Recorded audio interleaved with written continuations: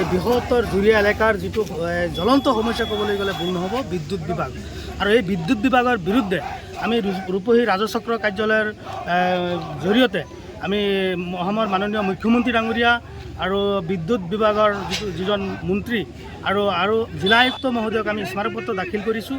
আপোনালোকে নিশ্চয় গম পাইছে যে বৃহত্তৰ জুৰীয়া এলেকাত কৃষিজীৱী এলেকা আৰু বিভিন্ন ধৰণৰ অনুষ্ঠান প্ৰতিষ্ঠান আজি বিদ্যুৎ বিভাগৰ যিটো স্মাৰ্ট মিটাৰ আৰু এই স্মাৰ্ট মিটাৰৰ নামত যিটো বিসংগতি, এই বিসংগতি দূৰ কৰাৰ কাৰণে আমি বিভিন্ন সময়ত দাবী উত্থাপন কৰি আহিছোঁ। আমি দেখিছোঁ যিটো পৰিয়ালত 500 টকাই যথেষ্ট বিল আৰু সেইটো পৰিয়ালত 5,000 6,000 টকাকৈ আজি তেওঁলোকৰ বিল দিব লগা হৈছে। গতিকে এই বৃহত্তৰ এলেকাৰ যিটো স্বাৰ্থজড়িত যিটো আপোনাৰ এই সমস্যা, এই সমস্যাটো দূৰ কৰাৰ কাৰণে আমি সংগ্ৰাম পৰিষদৰ আমচুৱে আমি আজি কেৱল আন্দোলনহে আমি আৰম্ভ কৰিছোঁ। এই আন্দোলনৰ জৰিয়তে যদি কম সময়ত এই স্থায়ী সমস্যা সমাধান নহয়, নিশ্চয় ইয়াতকৈ ভয়াৱহ আন্দোলন আমি কৰিম বিদ্যুৎ বিভাগৰ বিৰুদ্ধে।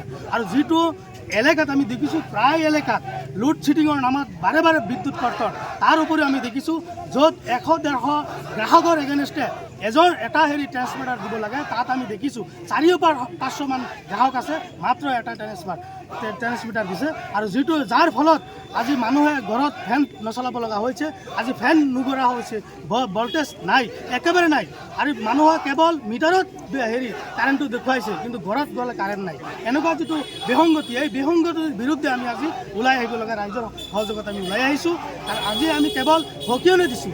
আজি এই সকিয়নিৰ জৰিয়তে যদি বিদ্যুৎ বিভাগে কম সময়ৰ ভিতৰত সমস্যাৰ সমাধান নহয়, নিশ্চয় ইয়াতকৈ ভয়াৱহ আন্দোলন হ'ব সংগ্ৰাম পৰিষদৰ আমচুৰ জৰিয়তে। এইখিনিতে আৰু বিদ্যুৎ নাথাকিছোঁ যে যদি এই স্থায়ী সমস্যা সমাধান কৰিবলগীয়া আছে, তেনে নিশ্চয় যে পূৰ্বৰ যিটো ডিজিটেল মিটাৰ আছে, এই ডিজিটেল মিটাৰ বাহল ৰাখক, অন্যথাই স্মাৰ্ট মিটাৰে কিন্তু সাধাৰণ ৰাইজৰ যিটো আৰ্থিক অৱস্থা জুৰুলা কৰিছে, এই ক্ষেত্ৰত কিন্তু সাধাৰণ ৰাইজ সজাগ সচেতন হৈছে।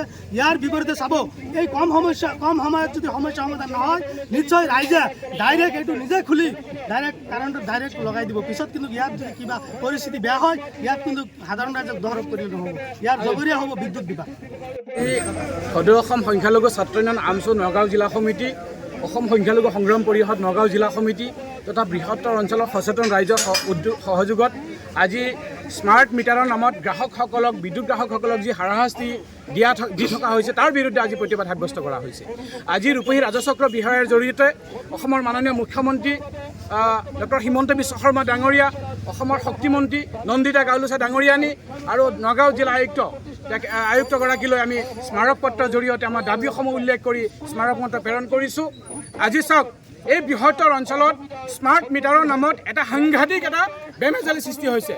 যি গ্ৰাহকে পূৰ্বতে 500 টকা বিল আদায় কৰিছিল, এই স্মাৰ্ট মিটাৰ লগোৱাৰ পিছতে সাংঘাতিক বেমেজালি সৃষ্টি হৈছে।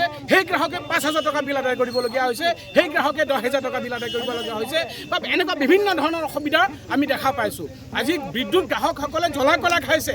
আজি এই বিদ্যুৎ বিভাগ সাংঘাতিক ধৰণে এটা হাৰাশাস্তি কৰি আছে জনতাক। আজি বিদ্যুৎ গ্ৰাহকসকলক তেওঁলোকে সময়মতে বিদ্যুৎ যোগান ধৰিব পৰা নাই, লোডশ্বেডিঙৰ নামত বাৰে বাৰে বিদ্যুৎ কৰ্তন কৰি আছে। আজি এই বৃহত্তৰ অঞ্চলত আজি ভল্টেজ দি থাকিব পৰা নাই। আজি ক্ষুদ্ৰ উদ্যোগসমূহ আজি মৃতপ্ৰায় অৱস্থা হৈছে।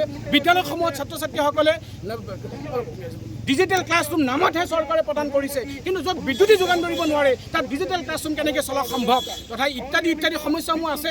আজি বৃহত্তৰ অঞ্চলত বিভিন্ন ক্ষুদ্ৰ উদ্যোগসমূহ আজি মৃতপ্ৰায় অৱস্থা হৈছে। দুখীয়া দৰিদ্ৰ ৰাইজক আজি ৰামটাঙোন দি আছে অসম চৰকাৰ তথা বিদ্যুৎ বিভাগে।